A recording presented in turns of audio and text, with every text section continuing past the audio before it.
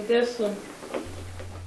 Dr. Ene Keshi is a consultant family physician in a private hospital in the Federal Capital Territory.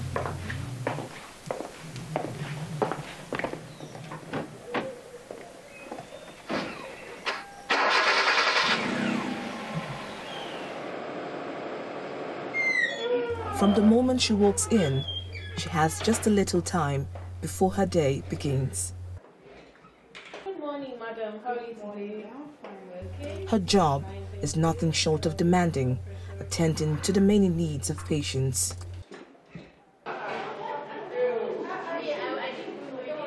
At 8 o'clock, we start with huddles. And so huddles are little meetings where by departments we talk about the challenges, the strengths of the day that passed, and then plan for the day ahead. When we're done with that meeting, I go for my ward rounds. Okay, so ward rounds are led by the consultant and then one or two other doctors. Okay, and then nurses, the nurses who are attending to the patient. And so during the ward rounds, it's a wonderful time for us to interact with our patients. Practicing medicine has been one of the highest joys of my life. It's given me the opportunity to reach out to people, to solve problems. I have passion for medicine, so I think it's been wonderful, okay, especially when you see a woman in labor and then you come, you take the delivery, and the mother, the baby, the husband, everybody is feeling happy and telling you thank you. So it's actually satisfying when you go through that kind of experience. While Dr. Keshi and Dr. Idoko might have good working experiences, the story is not the same for others. Mental stress for the physicians themselves, and also for helping the people that you are planning to see as a doctor yourself. So it puts a lot of stress on you. And of course, most of the times as well, you have difficulty in the environment you're working in, and you have troubles with the things you need to work with. And sometimes it makes your work very difficult and sluggish. The World Health Organization puts the doctor-to-patient ratio at 1 to 600 standard. However, Nigeria's doctor-to-patient ratio of 1 to 5,000 falls below the global recommendation. With an estimated population of over 200 million people, the country requires at least 363,000 additional doctors to meet this target.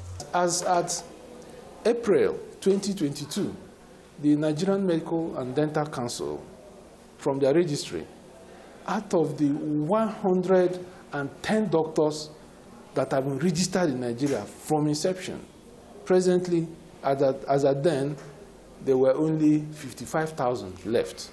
And if we reconduct that statistics as we speak, I'm not sure it's up to 30,000 doctors in Nigeria today. For the sacrifices doctors make to save lives daily, one would naturally assume the rewards of this lifelong journey will be plentiful. Because of the difficulty in the economic structure that we have, it makes it even more difficult to cope, with what we get and with the economic situation. So it actually doesn't favor the doctors or any health worker, so it's difficult. The remuneration, your take-home pay, is a major driving factor. The Nigerian doctors are the least paid doctors all over the world. It's indeed a sad reality that Nigerian doctors are among the least paid globally.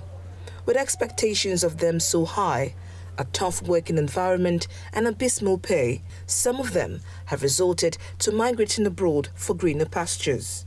To be honest, we do not have any moral justification to stop or discourage any of our younger colleagues from leaving. As a matter of fact, it is not only the younger ones that are leaving. The intermediate and older doctors are also leaving. For me, leaving, like I said, is an option for everybody, including myself. Medicine in Nigeria is going somewhere, and I really encourage doctors to stay back, and build what we have here. Dr. Ene Keshi and others have made a choice to serve the country. They wake up every day with their patients on their mind, despite the enormous demands of the job and poor working conditions and remuneration. However, the government must do more in terms of funding, human resource development, procurement of equipment, amongst others, to enhance the health sector and encourage more doctors to save lives. Victoria Longjohn, Channels Television News.